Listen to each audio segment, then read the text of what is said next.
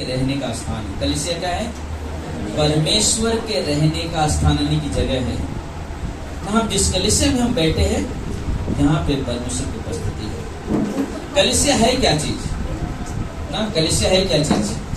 कलीसिया प्लीज सभी लोग अपने अपने बच्चों को थोड़ा सा केयर करें और अच्छा है, सब बच्चे साथ हैं। वाह हालेलुया ना। कलीसिया है क्या चीज? ध्यान से सुनो। कलीसिया कौन है? हम और आप, मैं और आप, हम और आप। अगर सोचो, अगर कलीसिया में कोई ना हो, क्या परमेश्वर यहाँ पे होगा? नहीं हो। क्यों? क्योंकि उसका वचन कहता है, मत्ती का 18:16-18-20 क्या कहता है? जहां कहीं भी मेरे नाम से 2 या 3 होते हैं, वहां पे मेरी उपस्थिति थी। हालेलुया। तो यहाँ पे कौन, किसकी उपस्थिति है? किसकी उपस्थिति है? बोलो हालेलुया। वाह ना, परमेश्वर की उपस्थिति है। और इस कलीसिया में क्या है मालूम है? इस कलीसिया में जीवन है। क्या है कलीसिया में? जीवन है। क्योंकि कलीसिया में जीवन इसलिए है क्योंकि कलीसिया सीमित नहीं है। कलीसिया सीमित नहीं है। कलीसिया क्या है? बढ़ता है, स्प्रेड होता है ना। कलीसिया इसलिए जीवन, कलीसिया में जीवन है क्योंकि कलीसिया सीमित नहीं है, यानी कि इतने इकट्ठा नहीं है। वो हमेशा क्या होता है? बढ़ता है ना। इसलिए इस कलीसिया में परमेश्वर की उपस्थिति है और परमेश्वर की उपस्थिति है और यहाँ पे ना जीवन भी है। यहाँ पे जीवन भी है। हर दिन आप देखोगे क्या होता मालूम है?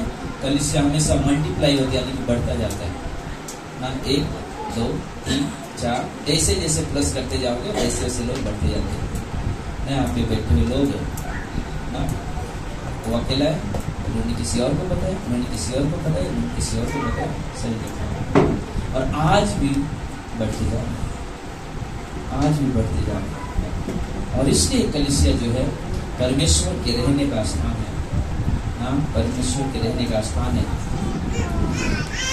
जब परमेश्वर संसार में आए तो उनका पहला उद्देश्य केवल उद्धार ही देना नहीं था, लेकिन बल्कि उनका ये भी उद्देश्य था कि वो हमारे बीच में रहे। क्या रहे? हमारे बीच में रहे। सिर्फ उद्धार ही देना नहीं, लेकिन उनका एक ये भी उद्देश्य था कि मैं तुम्हारे मध्यस्थ में रहूं, मैं तुम्हारे बीच में रहूं। और ये सबसे बड़ी बात है कि एक परमेश्वर जिसने हम आपको बनाया, वो कहता है कि मैं तुम्हारे मध्यस्थ में रहना चाहता हूं। क्योंकि यूहन्ना के 1:14 कहता है कि वचन देहधारी होकर हमारे बीच में क्या किया? डेरा किया ना। हमारे बीच में क्या किया? डेरा किया। डेरा किया। और परमेश्वर की उपस्थिति है। पुराने जमाने में हम जब देखते हैं तो वहां पे एक क्या बोलते हैं, तंबू बनाए जाते थे, जहाँ पे परमेश्वर के भवन होते थे, जहाँ पे लोग इकट्ठा होते थे, जहाँ पे लोग जाते थे प्रार्थना के लिए। बोलते कि पुराने जमाने में परमेश्वर, जो मूसा के समय में बोलते कि टेंट बनाए जाते थे। महापवित्र स्थान, पवित्र स्थान, महापवित्र स्थान इसे बनाया जाता था, जहाँ पे ना परमेश्वर की उपस्थिति होती थी। आज बदल गया। आज परमेश्वर की उपस्थिति उस जगह पे है जहाँ पे हम सब इकट्ठे होते हैं। कलीसिया वो नहीं कि जहाँ पे बहुत बड़ा क्रॉस होगा, बहुत सारे ना बड़ी बिल्डिंग होगी, वही चर्च नहीं, वही कलीसिया नहीं है। कलीसिया अगर हम उस कलीसिया में है नहीं तो कलीसिया नहीं है। इस चर्च के अंदर लोगों की जरूरत होती है, क्योंकि लोग मिलकर ही एक कलीसिया तैयार होती है। और इसलिए हमें यहाँ पे हम देखते हैं कि पहले के समय में वो महापवित्र स्थान यानी कि तंबू बनाए जाते थे, जहाँ पे परमेश्वर की उपस्थिति होती थी। आज के समय में परमेश्वर की उपस्थिति कहाँ? जहाँ कहीं भी उसके नाम से 2 या 3 इकट्ठे होते हैं, वहाँ पे परमेश्वर की क्या होती है? उपस्थिति होती है। और लय व्यवस्था का 26:11-12 कहता है, मैं तुम्हारे बीच में अपना निवास स्थान बनाऊंगा। क्या करूंगा?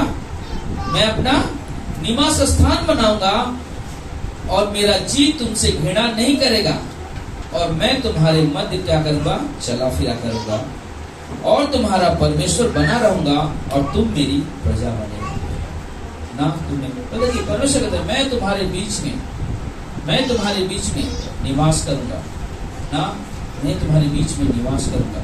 परमेश्वर कहता है मैं कर आऊंगा। जब हम लोग देखते हैं मत्ती का 16-18, वहां पे कहता है परमेश्वर पतरस को कि पतरस तू चट्टान है और मैं तुझ पर क्या करूंगा, अपनी कलीसिया बनाऊंगा।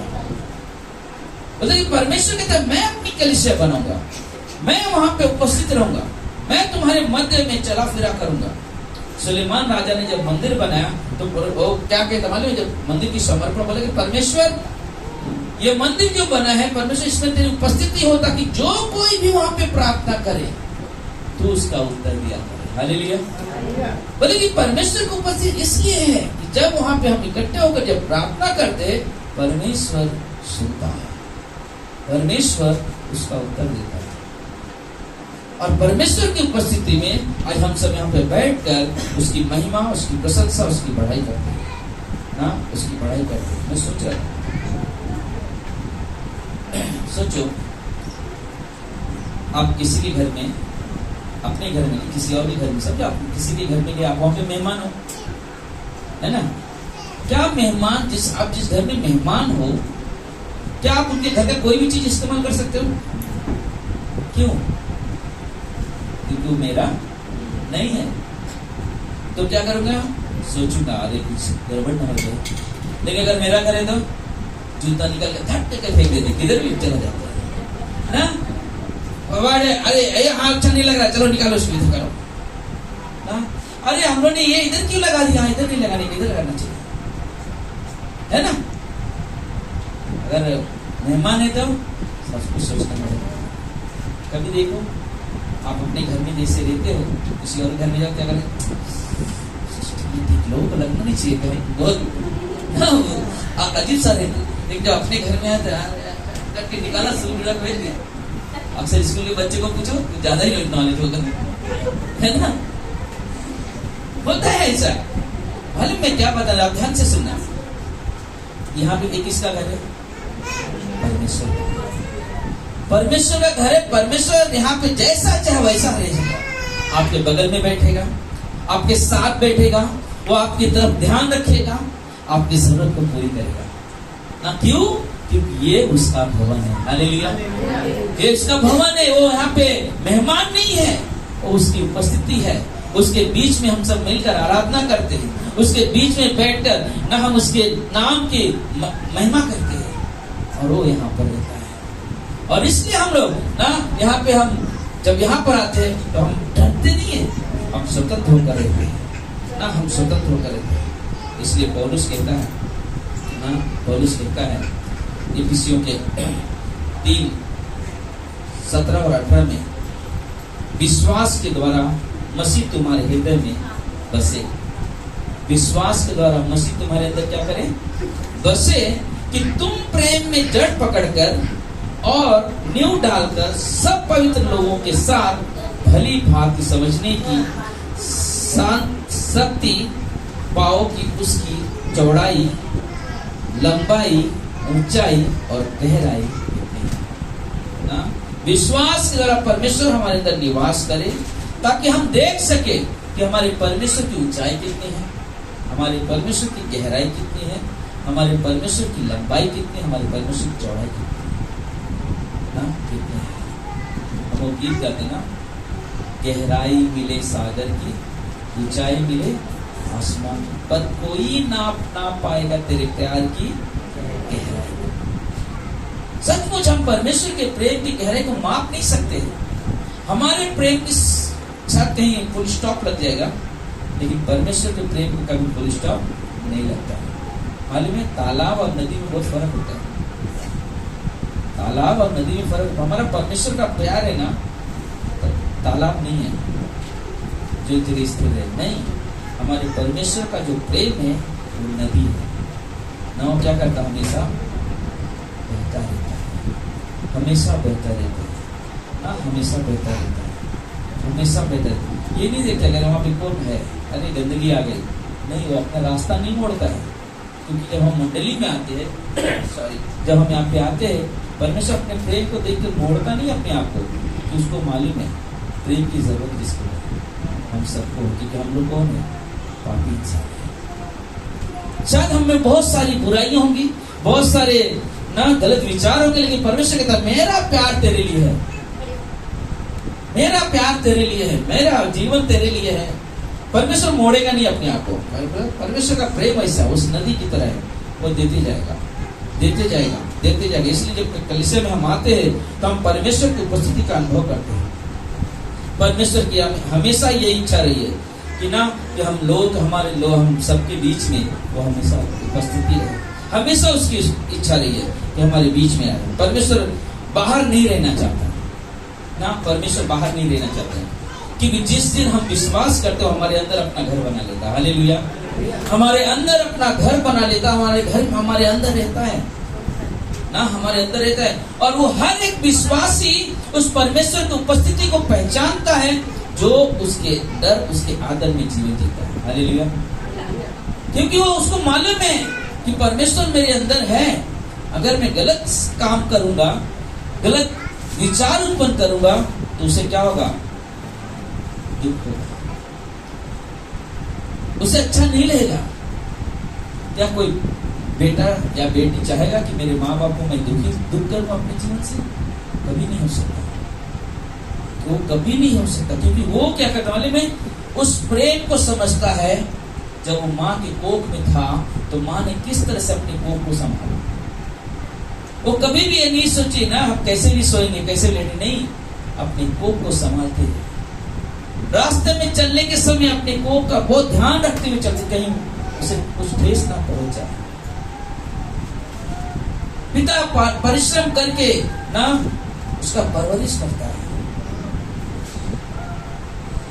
अब देखो, जन्मा हुआ बच्चा, माँ इसलिए वजह है छोड़ अभी हो गया काम, नहीं, उसको बहुत ही संभालती जब तक वो चलने ना लगे। इसलिए क्या आ जाता है ना, पता कि बेटा कितना भी बड़ा हो जाए, अगर माँ जिंदा है, पिता जिंदा है, तो उसके सामने हम बच्चे ही रहने वाले ना, बच्चे ही रहने वाले। और कभी भी माँ पिताजी नहीं चाहेंगे कि मेरे बच्चे गलत राह पे जाए। और इसलिए परमेश्वर माने में जब आप परमेश्वर का आदर, परमेश्वर भय करके चलते हो ना, परमेश्वर बहुत आनंद करता है कि मेरे बेटे, मेरे बेटियां जो उस पर विश्वास करते हैं, जिनके हृदय में मैं रहता हूँ, वो मेरा इतना सम्मान करते कि अपना जीवन मेरे साथ चलते। हालेलुया। मेरे साथ चलते बोले वो हमारे लिए जरूर। दूसरा चीज, कलीसिया एक परिवार है। कलीसिया क्या है? एक परिवार है। यहाँ पे नहीं क्या रे वो तो यहाँ एक तो यूपी वाला है, महाराष्ट्र वाला है, एक राजस्थान वाला है, ये दिल्ली वाला है, ये फलाना है, है। हम सब मसीह में कौन है? एक परिवार है हम लोग ना, एक परिवार। इफिसियों के 2:19 कहता है, इसलिए तुम आप विदेशी और मुसाफिर नहीं रहे, परंतु पवित्र लोगों के संगी, स्वदेशी और परमेश्वर के घराने के हो गए। हालेलुया। पहले हम लोग थे जब बाहर थे, लेकिन जब हम प्रभु पे विश्वास करते तो हम सब प्रभु के घराने के हो गए। हम सब उसके बेटे, उसकी बेटियां हो गए। परमेश्वर का नजर आपकी तरफ, वाह ये मेरी संतान है ना, ये मेरी संतान है। आप देखा लुका के 8:21 में बताइए, 8:21 के पहला बताइए, उसके माँ उसके भाई आते मिलने के लिए। शिष्य बदल, प्रभु तेरे माँ तेरे भाई क्या करने आए हैं? क्या कहा यीशु ने? कौन मेरा माँ, कौन मेरा भाई, कौन मेरी माँ, कौन मेरा भाई? मेरी माता और मेरे भाई ये हैं जो परमेश्वर के वचन को क्या करते हैं? सुनते और मानते हैं। हालेलुया। वो है हमारा परिवार जो परमेश्वर के वचन को सुनते हैं, अपने जीवन में इस्तेमाल। यीशु मसीह ने क्या माँ, अरे बंद करो, मैं आता रुक जाओ, मेरी माँ है मिले, नहीं, मेरी माँ मेरा पिता वो है, सॉरी मेरी माँ मेरा भाई मेरा परिवार वो है जो परमेश्वर का वचन सुनता है। अगर परमेश्वर का वचन नहीं सुनता है तो अरे जरूरी है, ये जरूरी है हमें समझना, जरूरी है हमें समझना। और ये परमेश्वर यीशु मसीह खुद कहता है, यीशु मसीह खुद कहता है। इसलिए भजन संहिता 68 68:6 में लिखा हुआ है, परमेश्वर अनाथों का घर बसाता है। परमेश्वर क्या करता है? अनाथों का घर बसाता है। हमारा वसई में ना, हमारे गेटेड से आश्रम है जिसका नाम है करुणा सरला, जहाँ पे मालूम है ऐसे बच्चे रहते हैं जिनका कोई नहीं है। मुझे याद एक लड़का, इतना सा बहुत छोटा सा बच्चा रोड पे मिला, उसका कोई नहीं, पुलिस स्टेशन लेके गए, कोई नहीं। बाद में उसे कहा कि आप अपने आश्रम में रखो। आज लड़की को आप देखोगे, आप बोल नहीं सकते कि लड़का आश्रम का है, क्योंकि परमेश्वर अनाथों का पिता है, अनाथों का घर बनाने वाला परमेश्वर है। आज वो बच्चा वहाँ पे पढ़ता होगा, वो बारात को सजाता है, आज वहाँ पे वो स्कूल जाता है, इंग्लिश मीडियम स्कूल जाता है ना। जो माँ ने उसे जन्म नहीं दिया, लेकिन फिर भी उसको माँ का प्यार मिलता है। जिस बाप ने उसे पहचानता नहीं, लेकिन वो बाप का प्यार उससे मिलता। क्यों? क्योंकि वो भवन जो है परमेश्वर की बनावट है। वो भवन जो है लोगों को, अनाथों को पालने पोसने का जगह है, ताकि उन्हें एक नया रास्ता मिल जाए, उन्हें एक सही दिशा मिल जाए। क्योंकि परमेश्वर कभी नहीं चाहता कोई व्यक्ति अनाथ हो, और इसलिए परमेश्वर जो हमारे बीच में होता है। हम एक दूसरे को भाई कहने से ना, कभी कभी ऐसा था कि हम चर्च के लोग हैं, हम बोले कौन है, अरे वो है ऐसे साथ में आया है ना, लेकिन यीशु मसीह क्या बोलता है?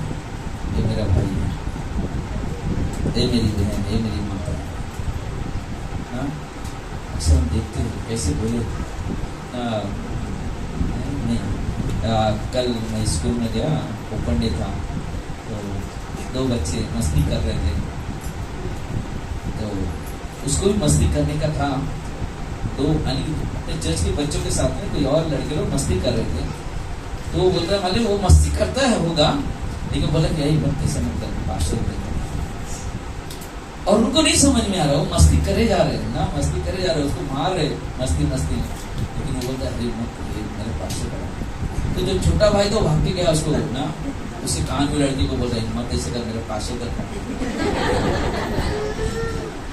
तो मैंने करुणा को बोला, तो करुणा बोली बोले पापा वो बोल रहे ना पास्टर खड़े से मस्ती नहीं करनी।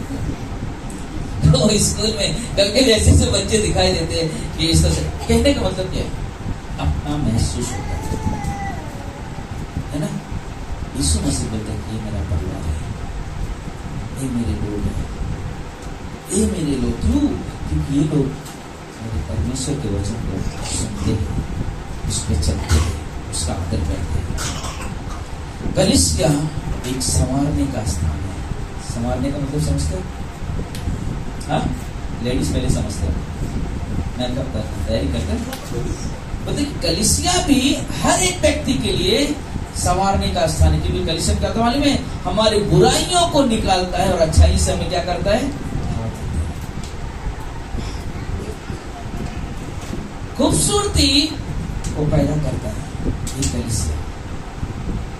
एक कलीसिया खूबसूरती को पैदा करता है, क्योंकि मालूम है जो व्यक्ति जो परमेश्वर में जब नहीं होते हैं तो उनका जीवन, उनका तौर तरीका अलग होता है, लेकिन जब वो प्रभु में आते हैं उनका तौर तरीका क्या होता है, आहिस्ता आहिस्ता बदलते जाता है। क्यों? परमेश्वर के वचन को सुनते हैं, उसे अपने जीवन में क्या करते हैं, इस्तेमाल करते हैं। बच्चे लोग से घर में खेलो, ठीक है, आप सभा में आए हो, आप सभा में ध्यान दो।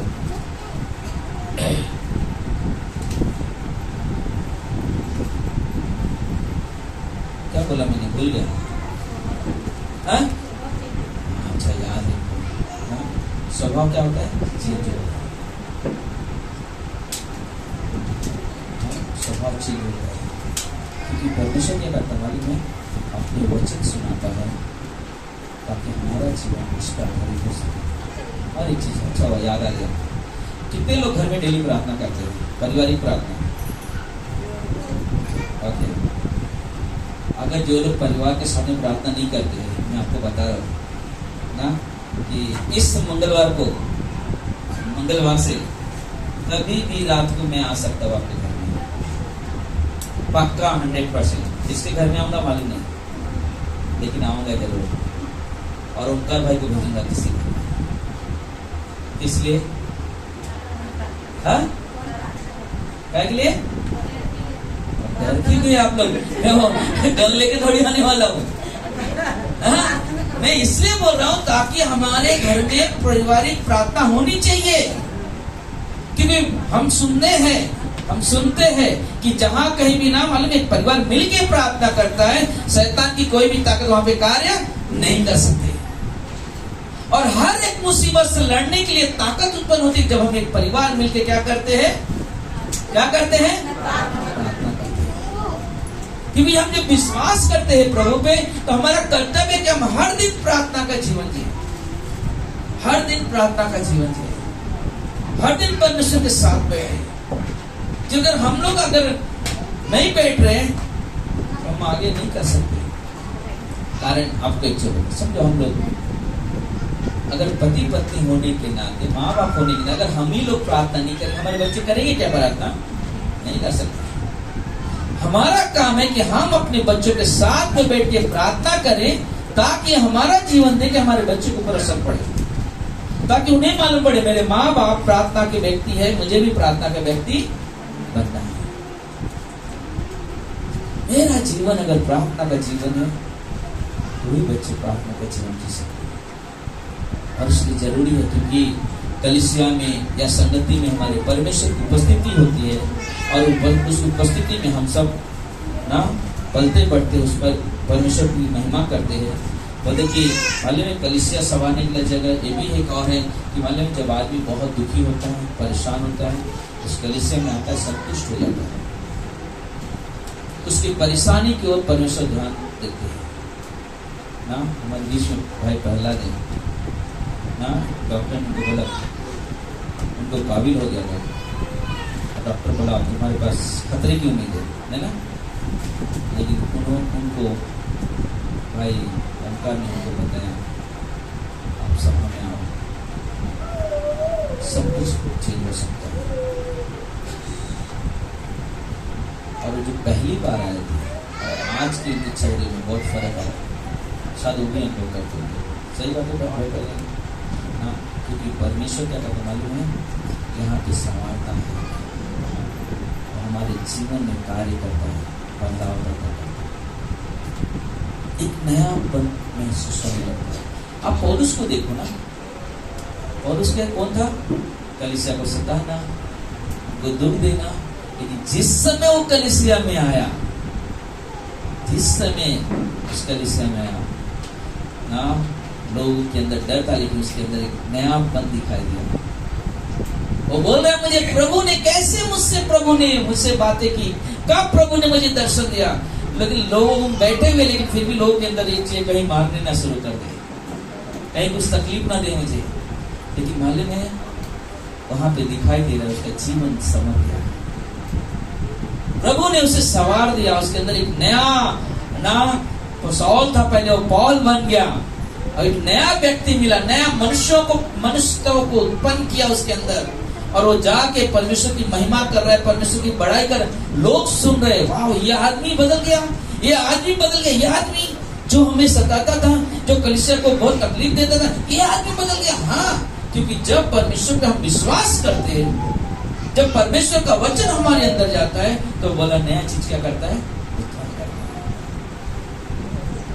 नया चीज। आप गेहूं को देखा आपने?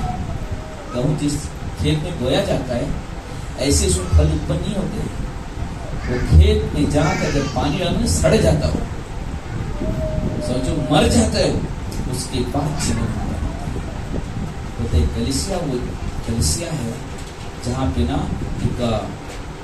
मुर्दे में भी जान उत्पन्न कर देता है ना। जो आदमी कहता अब मेरे पास कोई उम्मीद नहीं बचा जीने के लिए, लेकिन परमेश्वर कहता कि मैं तेरी उम्मीद हूँ, मैं तेरी उम्मीद हूँ, मैं तुझे जीवन दूंगा जिस जीवन से तू मेरी महिमा करेगा। और परमेश्वर देता है, और परमेश्वर देता है। मैं ऐसे विश्वासियों को भी जानता हूँ ना, सचमुच मैं ऐसे विश्वासियों को भी जानता हूँ जिनके जीवन में केवल पुराने बातों को सोच सोच के अपना जीवन खत्म कर दिया, या संसार में चले गए, पुरानी बातें सोच सोच के ऐसा हो गया वैसा हो गया, ये सोच सोच के पूरे संसार में चले गए ना, क्योंकि उन्होंने कभी भी ये सोचा नहीं कि प्रभु मेरे जीवन में क्या काम करेगा। कभी उन्होंने सोचा ही नहीं कि प्रभु मेरे जीवन में क्या करना चाहिए, क्योंकि उन्होंने अपना ध्यान गलत स्थान पे लगाया, गलत स्थान पे लगाया। अगर हम सब यहाँ पे बैठे हैं, अगर हमारा ध्यान गलत चीजों पे है, आज पास्टर ने ऐसा बोला, मालूम क्या करेंगे हम? हमारा मेरा नुकसान नहीं है, सोचने वाले का नुकसान है। मालूम है, और उस कहता है क्योंकि उसने उस चीज का अनुभव किया। उसने कहा 2 तिमोथी की 3:16 में कि संपूर्ण पवित्र शास्त्र परमेश्वर की प्रेरणा से चलेगा। वो हमें उपदेश देता है, उपदेश का मतलब जो आज मैं सुना रहा हूँ आपको, वो हमें सिखाता है, जो हमें आपको बता रहा हूँ वो हमें क्या करता है, तीसरा चीज सुधारता है।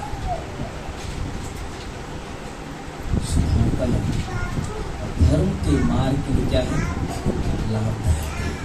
बोलते संदेश किसके द्वारा? संदेश इसलिए सुना क्योंकि जब मैं संदेश सुनता हूँ तो पहला मैं सुनता मेरे जीवन में क्या काम करे संदेश। अगर मेरे जीवन में काम किया तो मैं विश्वास करता हूँ कि मेरे कलीसिया के लोगों के जीवन में भी काम करेगा। हालेलुया। अगर मेरे जीवन में काम नहीं कर रहा है तो इसका मतलब कि नहीं, कुछ आगे नहीं हो सकता। क्योंकि जो संदेश मैं सुनता हूँ, जो संदेश मैं परमेश्वर से ग्रहण करता हूँ, अगर वो जीवन में मेरे कार्य नहीं कर रहा, मैं कैसे उम्मीद करूंगा किसी और के जीवन में काम करेगा? जरूरी है हम सुनते कैसे, हम ध्यान कैसे करते हैं।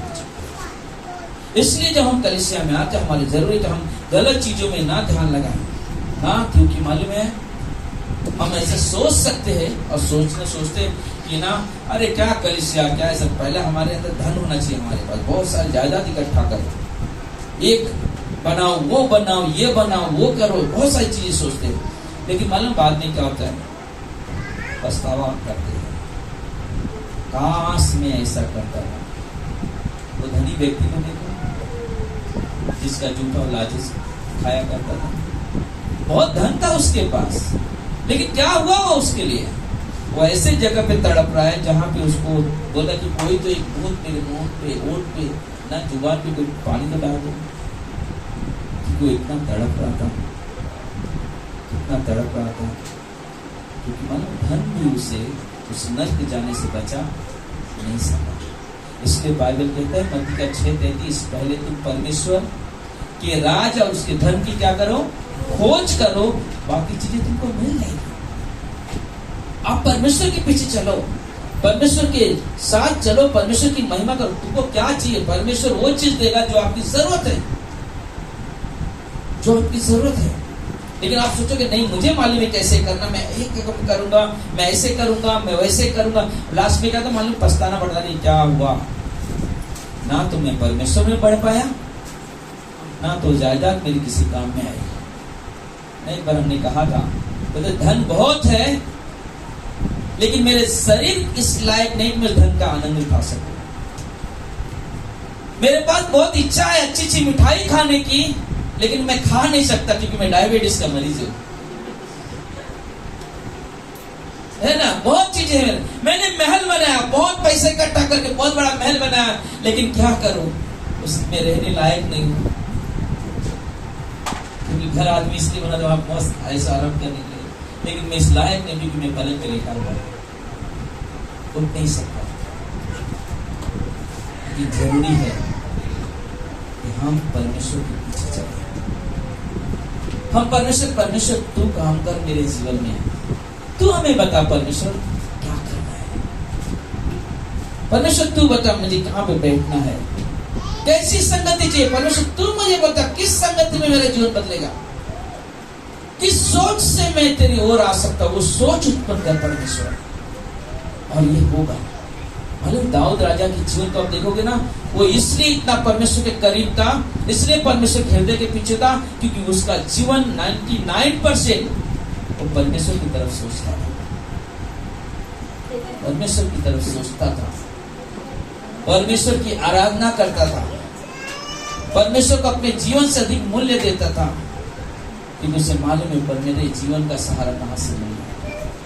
उसे मालूम था मेरा परमेश्वर कैसा है, मेरा परमेश्वर क्या करता है मेरे जीवन में। लेकिन जिस दिन उसके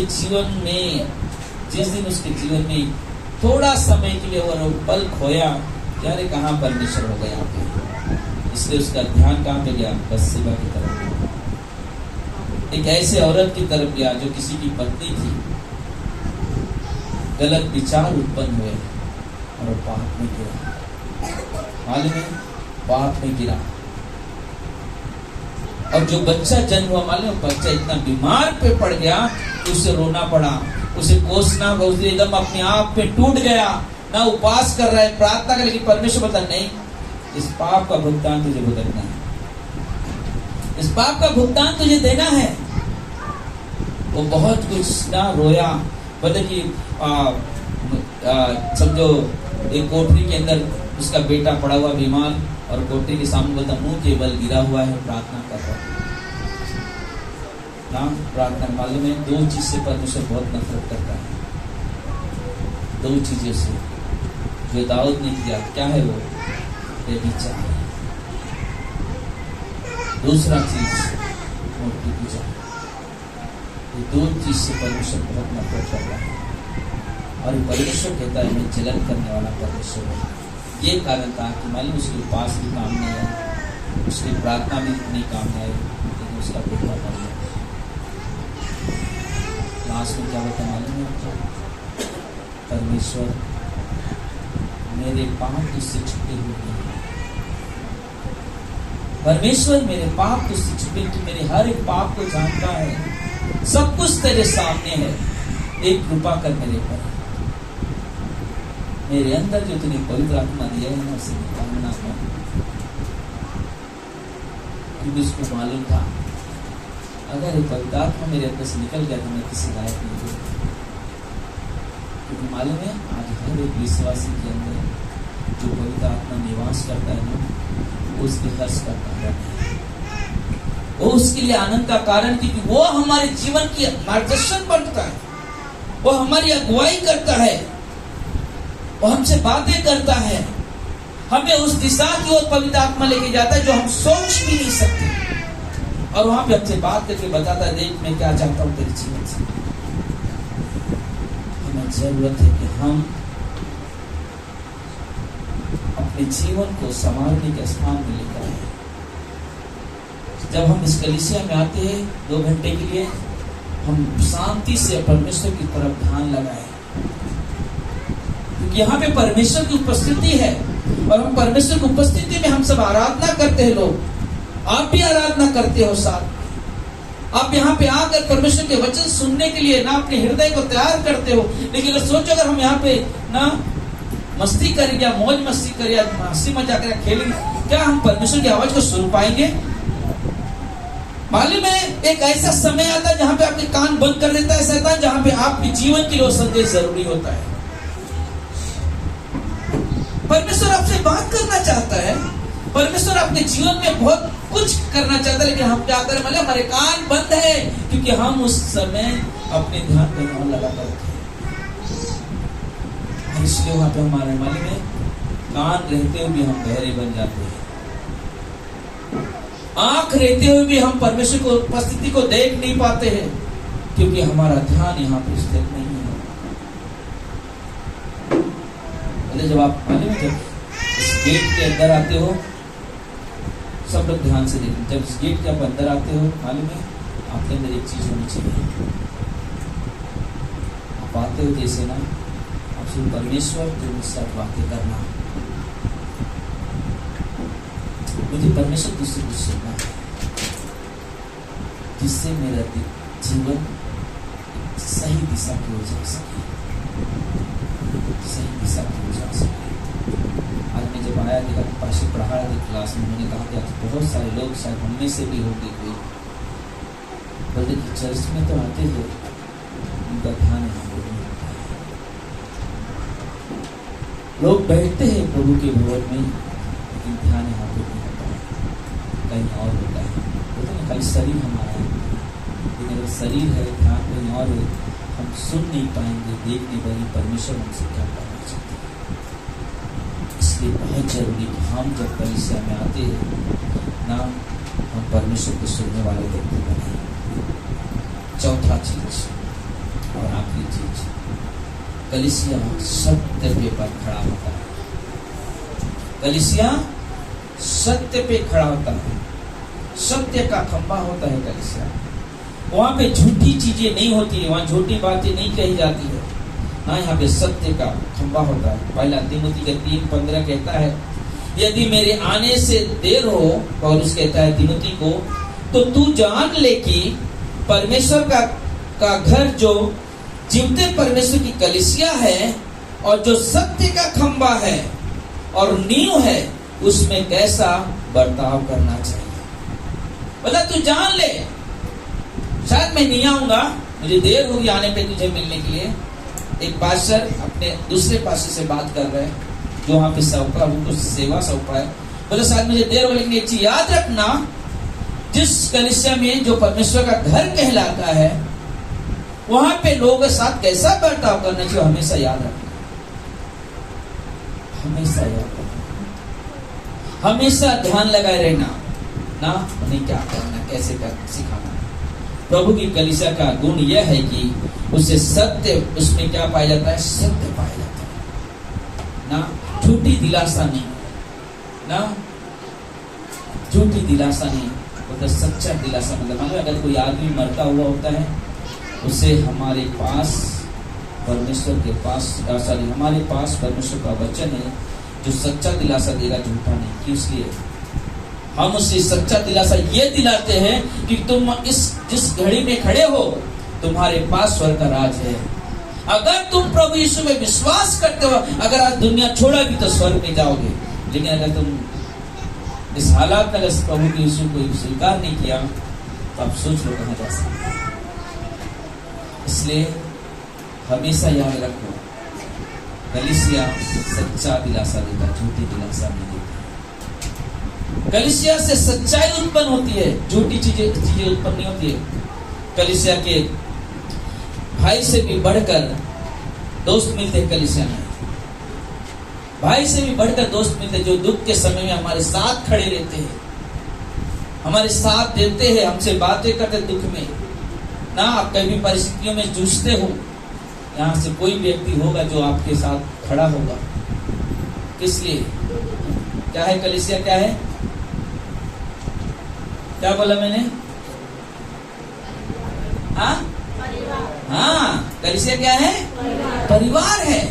बता, अगर परिवार में कोई आदमी बीमार पड़ता है, क्या होता है? एक ही आदमी दुख होता है क्या? नहीं, सारे परिवार का ध्यान उधर होता है।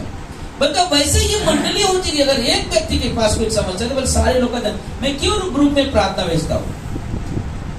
ताकि हमारे लोग एक दूसरे के साथ जुड़े रहे। जब किसी एक के लिए प्रार्थना करते हैं, शायद वो प्रार्थना करने वाले व्यक्ति को शायद नहीं मालूम हो कौन प्रार्थना करता है, लेकिन प्रार्थना करने वाले को मालूम है कि किसके लिए प्रार्थना करता है। हालेलुया। ना ये परिवार है, ना ये परिवार है, ना ये परिवार है। बताइए, एक व्यक्ति जॉर्ज मुलर ना, एक अच्छा प्रचारक, बोलते कि जॉर्ज मुलर था और शायद मैं सब कंफ्यूजन में, लेकिन एक पास्टर में बहुत अच्छा मिशनरी था। मालूम है, जब वो मर गया, एक स्त्री आती है उस घर में जहाँ पे उसका बॉडी पड़ा हुआ रहता है और पूरी मंडली खड़ी है, प्रार्थना हो रहा है, सब कुछ हो रहा है। वो स्त्री आके क्या कहती मालूम है? अब मेरे घर का परवरिश कैसे होगा? मालूम क्या हो गया? जो स्त्री आई थी विधवा थी, और जब वो आके बोलेगी अब मेरे घर की परवरिश कैसे होगा, तो सब लोग उसकी तरफ ध्यान करें, क्या बात कर रही है, ध्यान से सुनना, सब ध्यान करें, क्या बोल रही है। तो उसने पास्टर की औरत से मिला, उसने कहा मालूम है, जितनी भी मुर्गियां हैं इस यहाँ पे, मुर्गी भी पालते थे, जो जितने मुर्गियां जो उसके अंडे होते थे ना, सारे अंडे वो पास्टर मेरे घर में देते थे और मैं बेच कर अपने घर का निर्वाह करता था। उसकी पास्टर की पत्नी को नहीं माना,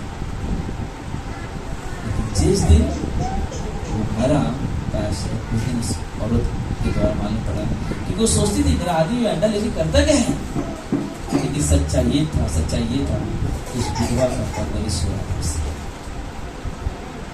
हमारे पास, आपके पास कई बार ऐसे अवसर आते हैं जहाँ पे शायद आपको मालूम नहीं पड़ेगा किसकी क्या जरूरत है। मालूम परिवार उसे कहते हैं जब हम एक साथ एक दूसरे का हाथ पकड़ के आगे नहीं चलते। परमेश्वर ऐसे नहीं कहता तुम मेरे भाई हो। परमेश्वर ऐसे नहीं कहता तुम मेरी माँ हो। मालूम है वो रिश्ता नहीं होता है। जब आप समस्या में होते हो, दुख में होते हो, जब पुकारते हो, परमेश्वर मुंह नहीं मोड़ता है, उसी वक्त आपकी तरफ आता है। एक माँ जो अपनी बेटी से उम्मीद रखती है और तक उस तरह से परमेश्वर उनके साथ बर्ताव करते हैं। एक माँ को सहारा के सबब है जब वो पुकारता है, जब वो माँ पुकारती है तो बेटा उस वक्त यीशु मसीह उस वक्त उसके साथ अपने प्रभु यीशु ऐसा रिश्ता निभाता है ताकि आप कभी भी अपने अंदर अकेलापन महसूस नहीं कर सको। और रिश्ता झूठा नहीं, सच्चा रिश्ता करता है। इसलिए उसने कहा यूहन्ना की 14 में मैं पिता के घर जा रहा हूँ। कहाँ जा रहा हूँ? क्या करने? हाँ, तुम्हारे लिए घर तैयार करने के लिए। क्यों? क्योंकि जहां पे मैं हूं वहां पे तुम भी मेरे साथ। इसे कहते हैं सच्चा प्यार। यीशु मसीह खुद कहता है मैं तुम्हारे लिए घर बनाने जा रहा हूं और मैं उस जगह पे चाहता हूं कि तुम जहां पे मैं हूं वहां पे तुम भी मेरे साथ रहो ना। वहां पे रहो क्योंकि उस घर में शांति है, उस घर में कृपा है, उस घर में उस घर में परमेश्वर की उपस्थिति है ना। उस घर में परमेश्वर की उपस्थिति है। उस घर में वो प्रेम मिल रहा है जो भाई का प्रेम मिल रहा है। उस घर में एक बेटे का प्रेम मिल रहा है, उस पिता का प्रेम मिल रहा है। उस घर में जहाँ पे परमेश्वर होता है, जहाँ पे परमेश्वर होता है ना, जहाँ पे परमेश्वर होता है। जब हम लोग कलीसिया में आते हैं ना, एक अद्भुत आराधना करते हैं, एक अद्भुत स्तुति करते हैं। हम सब मिलकर प्रभु की महिमा करते हैं, प्रभु की बड़ाई करते हैं, क्योंकि हमें मालूम है, हम विश्वास करते हैं कि प्रभु की उपस्थिति ना, हमें विश्वास है इस घर में प्रभु की उपस्थिति। इसलिए हम संपूर्ण मन से उसकी महिमा करते हैं, उसकी बड़ाई करते हैं, उसकी जय जयकार करते हैं, क्योंकि मेरा परमेश्वर है यहाँ पे। उसने हमें चुना है अपनी महिमा, अपनी प्रशंसा के लिए। मैं उसकी आराधना करूंगा, मैं उसकी आराधना करूंगी, मैं उसकी प्रशंसा करूंगी, मैं उसका प्रशंसा करूंगा। बोले कि सिर्फ आराधना टीम नहीं, हम सब मिलकर ये सोच कर प्रभु की महिमा करते हैं क्योंकि उसकी उपस्थिति यहाँ पे। हालेलुया। वो सोच के हम लोग आराधना करते हैं कि मेरे परमेश्वर की उपस्थिति है, और वो उपस्थिति में हम सब जय जयकार करते हैं। उस उपस्थिति में हम जय जयकार करते हैं, हमारा परमेश्वर बल्कि हमारा सोच ऐसा नहीं। मालूम क्या हुआ? एक बार यीशु मसीह ने एक व्यक्ति को मिला। उसने कहा, यीशु ने कहा कि मुझे जैसे कि जक्कई था ना, जक्कई का नाम सुना सब लोगों ने? कौन था वो? चुटकी लेने वाला ना। जक्कई क्या था? चुटकी लेने। लेकिन वो बोला, यीशु मसीह बोला मुझे तेरे घर में आना है ना। तो समझो यीशु मसीह ने बोला और वो चला गया। तो सब एक परिवार था इसी। यीशु मसीह बोला मुझे तेरे घर में आना, तो मैं कल तेरे घर में आऊंगा। तो बहुत खुश हो गया, अरे प्रभु मेरे घर में आ रहे हैं। वो बहुत खुश हो गया कि प्रभु मेरे घर में आने, और सबको जाके बोल रहे हैं ना, सबको जाके बोला प्रभु आज कल प्रभु मेरे घर में आने वाले। सब लोग तैयार हो, प्रभु तेरे घर में मैं आऊंगा, मैं आऊंगी नाम, क्योंकि प्रभु तेरे घर में आ रहे नाम। क्या हो गया मालूम है? दूसरे दिन सुबह सुबह सब इकट्ठा होना शुरू हो गए और ये सबका घर वाला स्वागत कर रहे हैं। लेकिन उनके से आने से पहले प्रभु उनके घर में आ गए और प्रभु आके उनको कुर्सी दिया। घर वाले ने बस प्रभु आराम से कुर्सी पे बैठे हुए और पब्लिक आते जा रही है, पब्लिक आते जा रही है, पब्लिक इतना पब्लिक आ गई। तो घर वाले बोला कि प्रभु ऐसा करो ना, आप बेडरूम में बैठिए ना, ताकि और भी लोग आ जाएंगे। अच्छा सही बात है। तो प्रभु क्या किया? बेडरूम में बैठ गए। पब्लिक भर के गए, बेडरूम भी भर गया। अब क्या होगा? इसलिए प्रभु किचन में क्योंकि और भी लोग आ रहे आपको मिलने के लिए। आ गए और भी लोग आ गए, और क्या होगा? अल्लाह अभी और भी लोग आ रहे, प्रभु कुछ लोग बाहर खड़े, कैसे क्या करें? ऐसा करो आप बाहर आ जाओ। हमारे विचार ऐसे नहीं होने चाहिए।